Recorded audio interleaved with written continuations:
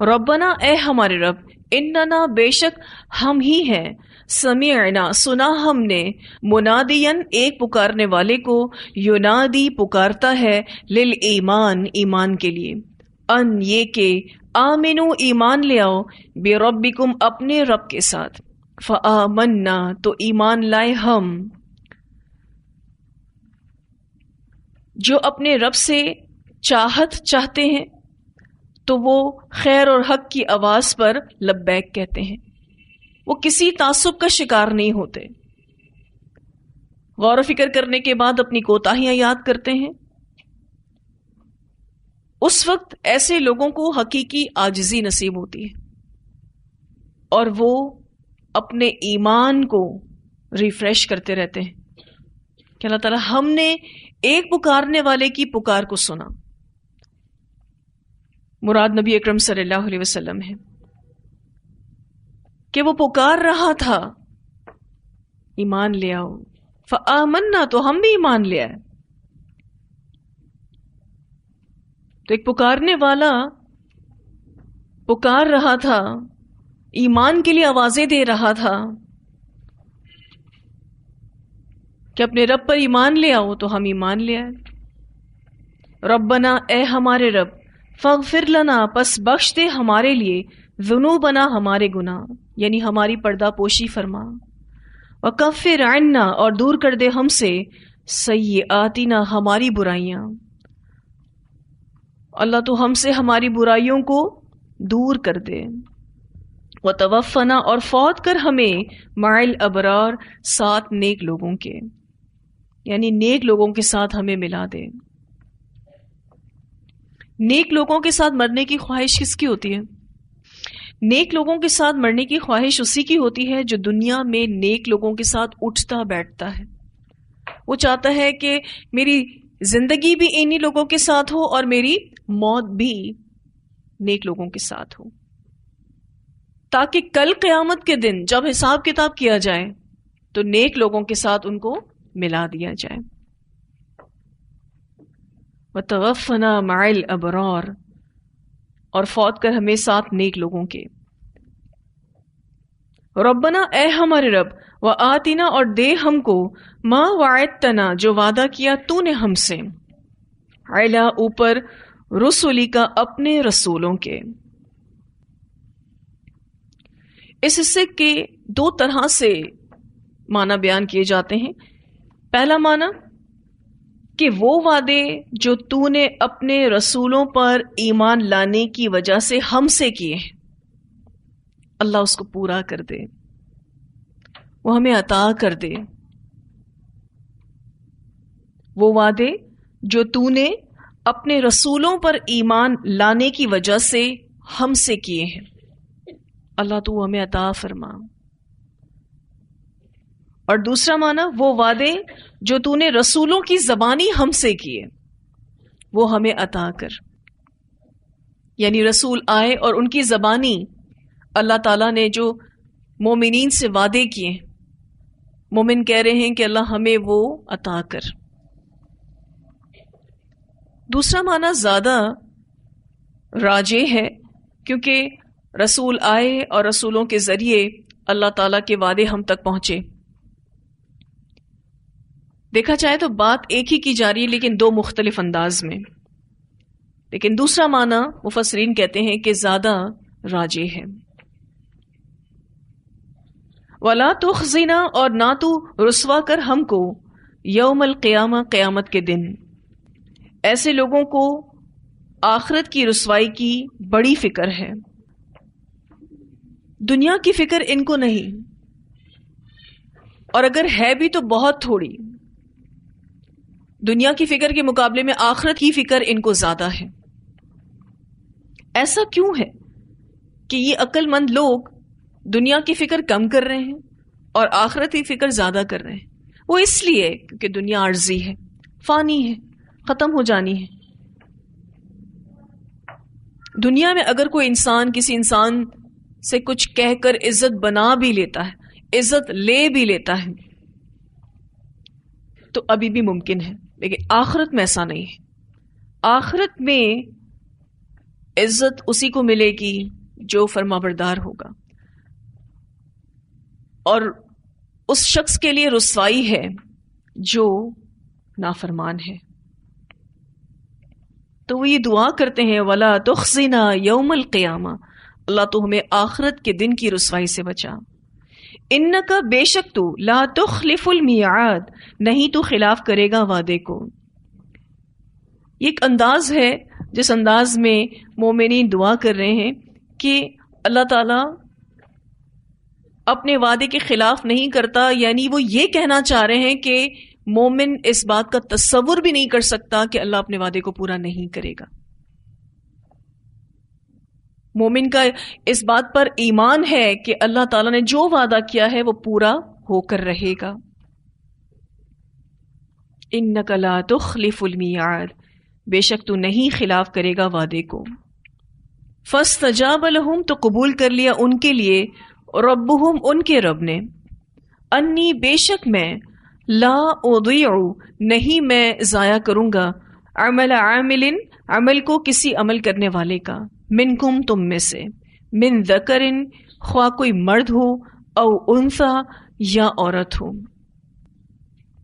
اس آیت کے بارے میں ایک روایت آتی ہے، سیدہ ام سلمہ رضی اللہ تعالی عنہا بیان کرتی ہیں کہ انہوں نے رسول اللہ صلی اللہ علیہ وسلم سے عرض کی، اے اللہ کے رسول، میں ہجرت کے سلسلے میں اللہ تعالیٰ کو عورتوں کا کچھ بھی ذکر کرتے نہیں سنتی۔ چنانچہ اس موقع پر اللہ تعالیٰ نے یہ آیت نازل فرمائی، انی لا اضیع عمل عامل منکم من ذکر او انثی بعدکم من بعد۔ اس حدیث کو حاکم نے بھی روایت کیا ہے اور ترمذی نے بھی روایت کیا ہے۔ اب ام سلمہ نے یہ سوال اس لیے بھی کیا تھا کیونکہ ہجرت سے ان کا بڑا تعلق تھا۔ انہوں نے حبشہ کی طرف جو مسلمانوں نے ہجرت کی تھی وہ بھی کی تھی، اور جو مدینہ کی طرف مسلمانوں نے ہجرت کی تھی وہ بھی کی تھی۔ حضرت ام سلمہ نے جیسے ہی آپ صلی اللہ علیہ وسلم سے کہا کہ اللہ تعالیٰ ہجرت کے سلسلے میں عورتوں کا کچھ بھی ذکر نہیں کرتے، تو اللہ سبحانہ تعالیٰ نے یہ آیت نازل فرمائی، انی بے شک میں، لا اضیع نہیں میں ضائع کروں گا، عمل کو، عامل کسی عمل کرنے والے کے، منکم تم میں سے، من ذکر خواہ کوئی مرد ہو، او انثی یا عورت ہو، بعدکم بعض تم میں سے، من بعد بعض سے ہیں۔ مرد اور عورت بحیثیت انسان ہونے کے ناطے کوئی فرق نہیں رکھتے، بلکہ اللہ سبحانہ تعالیٰ نے واضح طور پہ بتا دیا کہ بعض تم میں سے بعض سے ہیں، یعنی تم ایک دوسرے کی جنس سے ہو، یعنی مجھ سے ثواب حاصل کرنے میں سب برابر ہو۔ اور دوسرا معنی اس کا یہ کیا جاتا ہے بعدکم من بعض کا، کوئی مرد عورت کے بغیر پیدا نہیں ہو سکتا، اور کوئی عورت مرد کے بغیر پیدا نہیں ہو سکتی۔ کتنی بڑی تسلی ہے کہ اعمال کی جزا میں مرد اور عورت برابر ہیں، جزائے اعمال کے لحاظ سے مرد اور عورت میں کوئی فرق نہیں۔ ایسا ہرگز نہیں ہوگا کہ کوئی عورت ہے وہ کوئی نیک عمل کرے تو اللہ مردوں کے مقابلے میں اس کو کم اجر دے، ایسا بالکل نہیں ہے۔ مثلا دونوں نے روزہ رکھا ہے، مرد نے بھی اور عورت نے بھی، دونوں کو اللہ تعالیٰ برابر اجر دے گا۔ تو جزائے اعمال کے لحاظ سے مرد اور عورت میں کوئی فرق نہیں ہے۔ فالذین، تو وہ لوگ، ہاجروا جنہوں نے ہجرت کی، وَأُخْرِجُوا اور وہ نکالے گئے، من دیارہم اپنے گھروں سے، وَأُوذُوا فِي سَبِیلِی اور وہ اذیت دیے گئے میری راہ میں۔ تو ہجرت کی بات آ گئی کہ وہ لوگ جنہوں نے ہجرت کی، دارالکفر کو چھوڑ کر دارالاسلام کی طرف چلے گئے،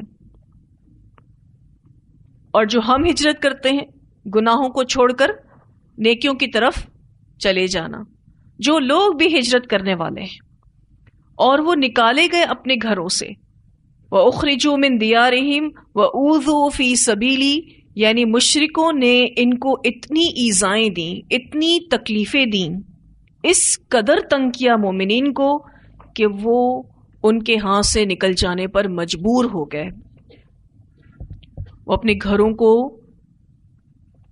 چھوڑ کر چلے گئے، کیونکہ ان کا وہاں جینا مشرکوں نے محال کر دیا تھا۔ ہر طرح کی ان کو تکلیفیں دی، ذہنی تکلیفیں، جسمانی تکلیفیں. وقاتلوا اور انہوں نے جنگ کی، وقتلوا اور وہ مارے گئے.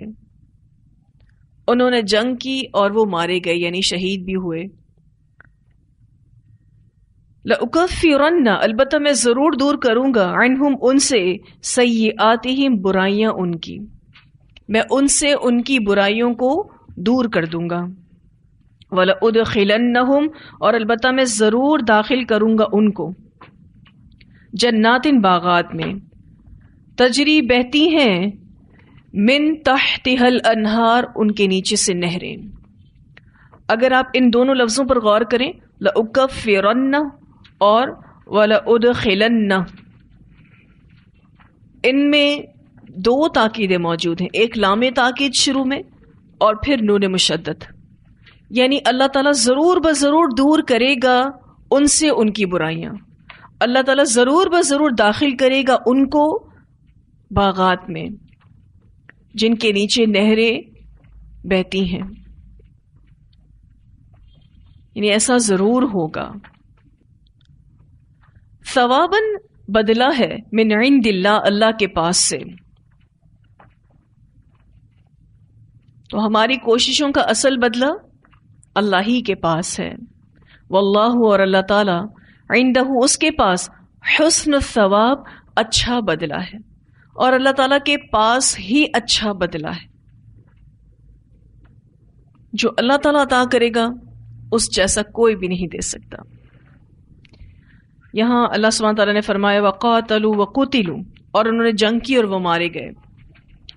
رسول اللہ صلی اللہ علیہ وسلم نے جہاد کی فضیلت میں بے شمار احادیث بیان کی ہیں. ایک روایت میں آتا ہے کہ ایک شخص نے عرض کی، اے اللہ کے رسول صلی اللہ علیہ وسلم، یہ فرمائیں اگر میں اللہ کی راہ میں شہید ہو جاؤں تو کیا اللہ تعالیٰ میرے گناہوں کو معاف فرما دے گا؟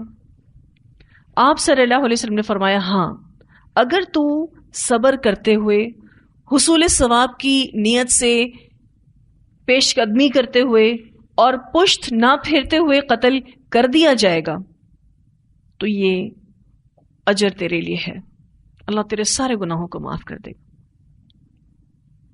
پھر آپ صلی اللہ علیہ وسلم نے فرمایا، تم نے کیا بات کہی تھی؟ ایکچولی ہوا یہ تھا کہ یہ جواب لے کر وہ چلا گیا، ابھی تھوڑا ہی دور گیا تھا کہ آپ صلی اللہ علیہ وسلم نے اس کو واپس بلایا اور اس سے پوچھا کہ تم نے کیا بات کہی تھی؟ اس نے اپنی بات کو دہرایا تو آپ صلی اللہ علیہ وسلم نے فرمایا کہ ہاں، یعنی تیرے سارے گناہ معاف ہو جائیں گے، اللہ تعالیٰ قرض کے سوا تمہارے باقی سارے گناہوں کو معاف فرما دے گا. مجھ سے یہ بات جبرائیل نے ابھی کہی ہے. اسے مسلم نے روایت کیا ہے، یعنی شہید کے سارے گناہ معاف ہو جائیں گے سوائے قرض کے، قرض معاف نہیں ہوگا.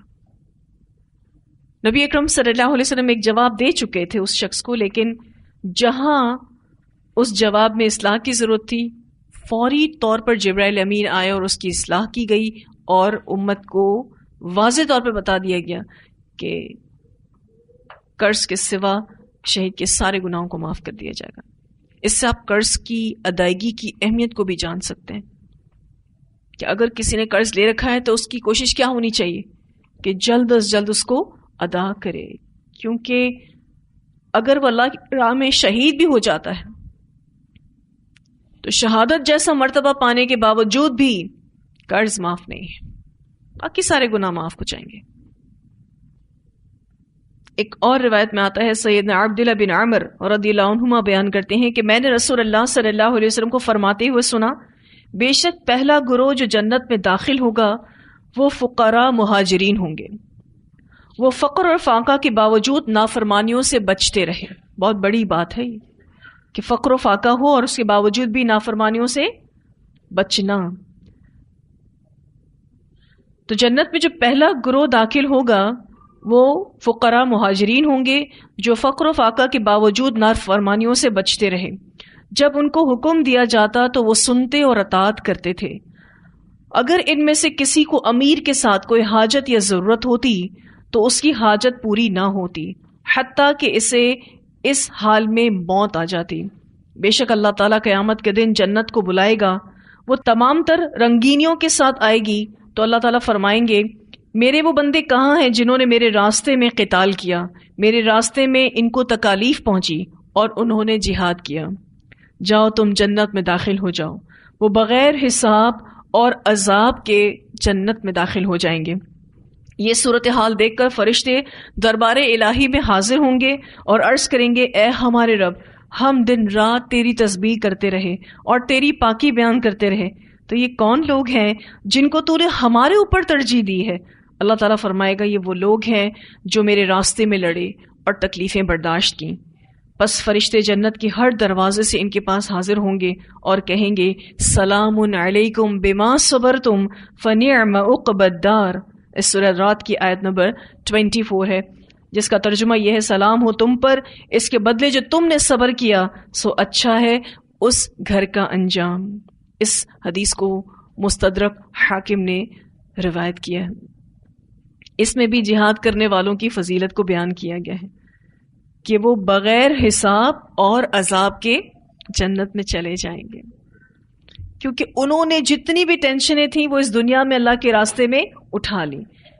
کل قیامت کے دن ان کو کسی چیز کا ٹینشن نہیں ہوگا. اچھا، 2 ٹینشن ہیں کل قیامت کے دن، حساب کا اور عذاب کا. اور کیا ٹینشن ہے بتائیے؟ یہی 2 ٹینشن ہے. ریلیف مل گیا. جو جب کبھی اللہ کے راستے میں ستائے جائیں، جب کبھی اللہ کے راستے میں تکلیف دیے جائیں، کبھی اللہ کے راستے میں بیمار ہو جائیں، صبر کریں. کیونکہ جو فرشتوں نے سلام کیا تو ان کی جو بہترین صفت ہے اس کو واضح کیا، سلام علیکم بما صبرتم، سلام ہو تم پر بوجہ اس کے جو صبر کیا تم نے. تمہارے صبر کی وجہ سے تمہیں کتنا اچھا گھر مل گیا. فنعم عقبی الدار، سب سے اچھا گھر تم کو مل گیا. اس صبر کا پھل بہت میٹھا ہے. بس اوقات دنیا میں وہ چیز نظر نہیں آ رہی ہوتی، ہم اللہ کے راستے میں کوئی نہ کوئی تکلیف اٹھاتے ہیں تو فوراً سے ڈپریشن میں آ جاتے ہیں کہ یہ تکلیف کب ختم ہوگی، یہ ٹینشنز کب ختم ہوگی. دنیا میں تو ایک ٹینشن ختم ہوگا نا، دوسرے نے لگ جانا ہے، کیونکہ یہ دنیا ہے. جنت تو ہے نہیں جہاں جو چلا گیا ولا خوف علیہم ولا هم یحزنون، کوئی خوف نہیں، کوئی غم نہیں. دنیا میں تو غم ہی غم ہے، ٹینشنز ہی ٹینشنز ہیں.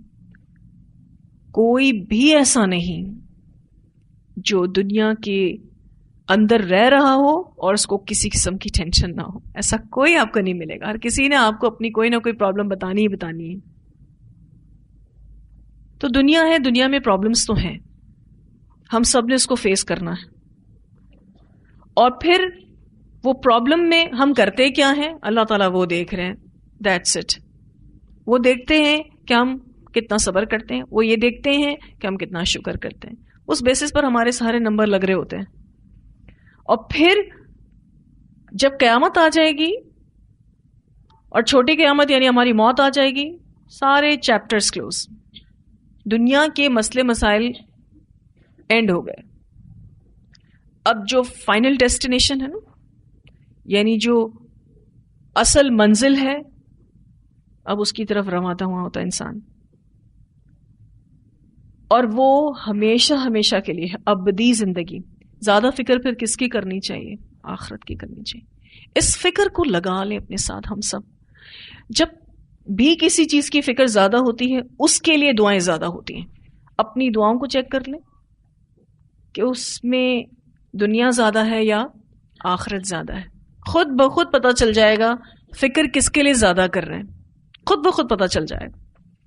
یہ جو دعائیں ہیں ہماری، یہ دراصل ہماری اندر کا عکاس ہوتی ہیں، ہماری سوچوں کی عکاس ہوتی ہیں، ہماری چاہتوں کی عکاس ہوتی ہیں. ان دعاؤں سے آپ کو پتہ چل جائے گا کہ کن فکروں میں مبتلا ہیں، فکر آخرت میں یا فکر دنیا میں. دنیا کی فکر کر کے میں اور آپ کر کیا لیں گے؟ اچھا جتنی بھی فکر کر لیں، ملے گی کتنی؟ جتنی نصیب میں. نصیب میں نہیں تو نہیں ملے گا. اور جو نصیب میں ہے وہ مل کر ہی رہے گا، وہ کوئی نہیں لے سکتا آپ سے.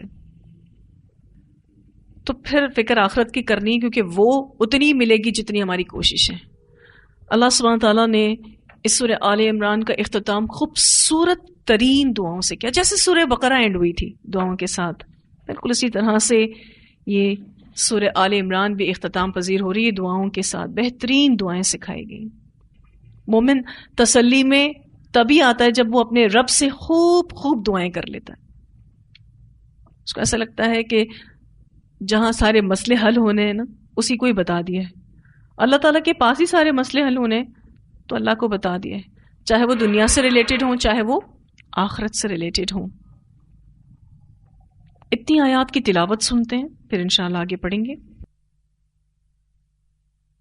ان فی خلق السماوات والارض واختلاف اللیل والنہار لآیات لأولی الالباب الذین یذکرون اللہ قیاما وقعودا وعلى جنوبهم ويتفكرون في خلق السماوات والأرض ربنا ما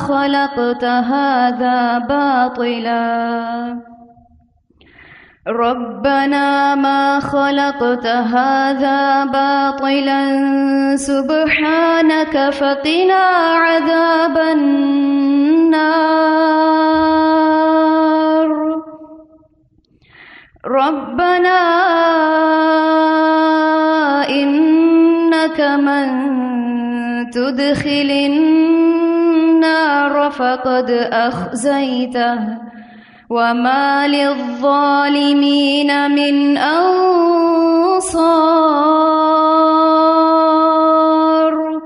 ربنا إننا سمعنا مناديا ينادي للإيمان أن آمنوا بربكم فآمنا ربنا فاغفر لنا ذنوبنا وكفر عنا سيئاتنا وتوفنا مع الأبرار ربنا وآتنا ما وعدتنا على رسلك ولا تخزنا يوم القيامة إنك لا تخلف الميعاد فاستجاب لهم ربهم أني لا أضيع عمل عامل منكم من ذكر أو أنثى بعضكم من بعض فالذين هاجروا وأخرجوا من ديارهم وأوذوا في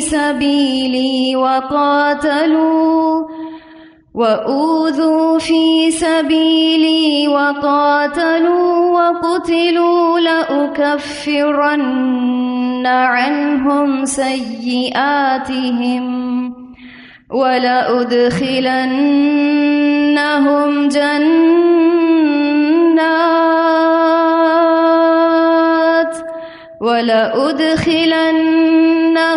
جنات تجري من تحتها الأنهار ثوابا من عند الله والله عنده حسن الثواب۔